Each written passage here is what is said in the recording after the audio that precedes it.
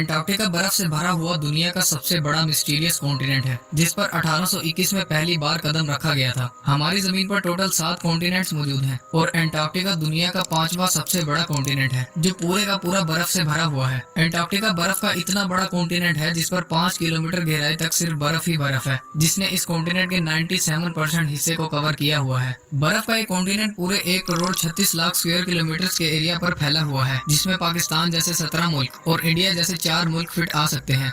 इस कॉन्टिनेंट पर इतनी बर्फ है कि अगर वो एक साथ सारी पिघल जाए तो दुनिया भर के समुद्रों की सतह में 200 फुट तक इजाफा हो जाएगा। दुनिया के फ्रेश वाटर का 60% हिस्सा एंटार्क्टिका में आइस शीट्स की शक्ल में मौजूद है। चाहे जून जुलाई का गर्म मौसम ही क्यों ना हो, लेकिन एंटार्क्टिका का टेम्परेचर पूरे साल -50 डिग्री सेल्सियस से -90 डिग्री सेल्सियस तक रहता है। और यही वो वजह है जिसकी वजह से यहाँ जिंदगी की उम्मीद लगभग ना होने के बराबर है। हालांकि पूरे एंटार्क्टिका में सिर्फ 2 ATM मशीन ही मौजूद हैं।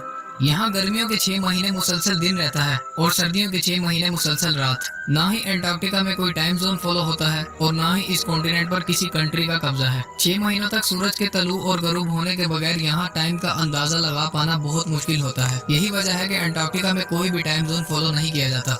कई लोगों का ये मानना है कि एंटार्क्टिका की इस बर्फ के नीचे कई राज छुपे हुए हैं और कुछ लोगों का मानना है कि इस बर्फ के नीचे एक दूसरी दुनिया मौजूद है। बाज लोगों का ये ख्याल है कि इस बर्फ की तह के नीचे एलियंस की स्पेसशिप्स फ्रोजन हालत में मौजूद हैं और कुछ लोगों का ये मानना है कि यहाँ हिटलर की खुफिया मिलिट्री बेस मौजूद है। 11,000 साल पहले एक ऐसा नेचुरल डिजास्टर आया था जिसका निशाना एक ऐसा शहर था जहाँ के लोग खुद को खुदा समझते थे और वो शहर और कोई नहीं बल्कि अटलांटिस था। कहा जाता है कि अटलांटिस का गुमशुदा शहर भी एंटार्क्टिका पर मौजूद बर्फ के पहाड़ों के नीचे ही कहीं खोया हुआ है। साफ लफ्जों में कहें तो बर्फ के इस कॉन्टिनेंट में ऐसे ऐसे राज दफन हैं जिसके बारे में कोई सोच भी नहीं सकता।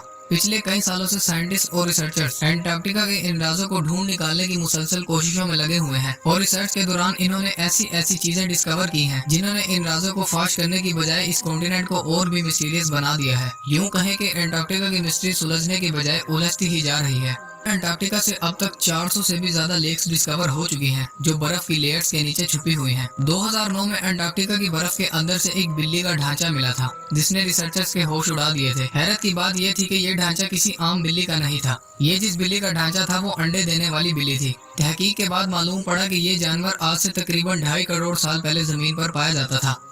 1911 में अंटार्कटिका से सबसे पहला मीटियोराइट मिला था और तब से लेकर अब तक इस कॉन्टिनेंट से तकरीबन 45,000 से भी ज्यादा मीटियोराइट्स मिल चुके हैं। मीटियोराइट सख्त पत्थर के ऐसे टुकड़े होते हैं जिनका ताल्लुक हमारी जमीन से नहीं होता बल्कि वो किसी और प्लेनेट से टूट कर आए होते हैं। रिसर्चर्स के मुताबिक इन मीटियोराइट्स में से कई तकरीबन 7 लाख साल से भी ज्यादा पुराने हैं। 2015 में अंटार्कटिका से एक छोटा मीटियोराइट डिस्कवर किया गया था। रिसर्च के बाद मालूम पड़ा कि ये मीटियोराइट कहीं और से नहीं बल्कि मार्स से टूटकर आया था, क्योंकि इसमें ऐसे बैक्टीरिया मौजूद थे जो मार्स पर पाए जाते हैं।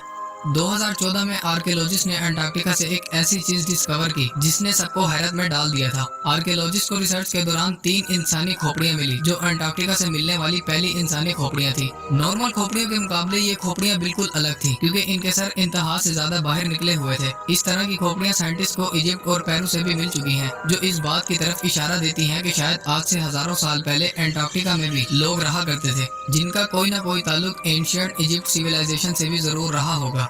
1911 में टेलर नामी एक साइंटिस्ट ने अंटार्कटिका में एक ऐसा वाटरफॉल डिस्कवर किया था जहां पानी की जगह ब्लड फॉल होता है और इस मकाम को टेलर ग्लेशियर कहा जाता है। कई सालों तक यही माना जाता रहा था कि इस ग्लेशियर के अंदर से खून बहता है, लेकिन रिसर्च के बाद ये मालूम हुआ कि इस ग्लेशियर के नीचे एक बहुत बड़ा पानी का डैम मौजूद है और इस पानी में समुद्र के पानी से भी 3 गुना ज्यादा सॉल्ट मौजूद है और इसके साथ ही इस पानी में पहाड़ों से निकलने वाला आयरन भी मौजूद है। और जब ये पानी ग्लेशियर से बाहर निकलता है तो पानी में मौजूद आयरन हवा में मौजूद ऑक्सीजन से मिलकर आयरन ऑक्साइड बनाता है और यूं पानी रेड कलर में बदल जाता है। इसी पानी में 17 टाइप के बैक्टीरिया भी डिस्कवर हुए थे और हैरत की बात तो ये थी कि इन बैक्टीरिया को जिंदा रहने के लिए ऑक्सीजन और सनलाइट की भी जरूरत नहीं पड़ती। साइंटिस्ट और रिसर्चर का ये मानना है कि ये बैक्टीरिया उन प्लैनेट्स पर मौजूद होते हैं जहाँ ऑक्सीजन और सनलाइट नहीं होती, लेकिन ये बैक्टीरिया हमारी जमीन पर कहां से आए, ये राज भी अंटार्कटिका की मिस्ट्री को मजीद उलझा रहा है। साइंटिस्ट को करीब 1.5 करोड़ स्क्वायर किलोमीटर पर फैले बर्फ के इस कॉन्टिनेंट से कुछ ऐसे सबूत भी मिल चुके हैं जो इस बात की गवाही देते हैं कि आज से लाखों साल पहले अंटार्कटिका पर भी लाइफ एग्जिस्ट करती थी और ये जगह भी रहने के काबिल हुआ करती थी। 1980 में रिसर्चर्स को अंटार्कटिका से डायनासोर्स के ढांचे मिले थे और तब से लेकर अब तक यहाँ से कई डायनासोर्स, प्लेज़ोसोर्स और मोज़ोसोर्स के ढांचे मिल चुके हैं और रिसर्च से मालूम पड़ा कि ये ढांचे ढांचे तकरीबन 70 लाख साल पुराने हैं, यानी उस वक्त ये जगह रहने के काबिल हुआ करती थी।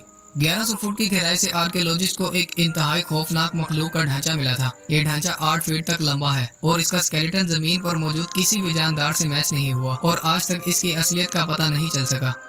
उम्मीद है आप इस वीडियो को लाइक और शेयर करेंगे और चैनल को भी सब्सक्राइब करेंगे। मिलते हैं अगली वीडियो में।